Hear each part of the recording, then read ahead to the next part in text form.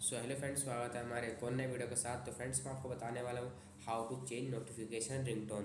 Friends, हम अपने Oppo F17 Pro mobile के अंदर फ्रेंड नोटिफिकेशन यहाँ पे नोटिफिकेशन रिंगटोन को चेंज कैसे कर सकते हैं, तो मैं वीडियो के अंदर बताने वाला हूँ। फ्रेंड्स, अगर आप हमारे चैनल पर नए आए, चैनल को जरूर सब्सक्राइब कर लें और वीडियो को जरूर लाइक कर दें। तो फ्रेंड्स, वीडियो को स्टार्ट करते हैं। सबसे पहले इजीली क्या करना है आपको नोटिफिकेशन रिंगटोन को चेंज करने के लिए।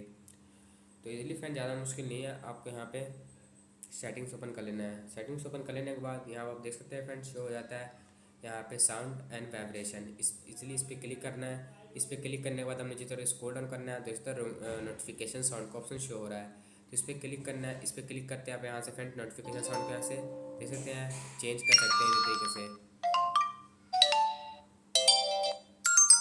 तो इसी तरीके से अपने यहाँ से नोटिफिकेशन रिंगटोन चेंज कर सकते हैं। वीडियो अच्छा लगा तो वीडियो जरूर लाइक करें, चैनल को जरूर सब्सक्राइब करें। मिलता हूँ नेक्स्ट वीडियो के साथ, तब तक के लिए गुड बाय फ्रेंड्स।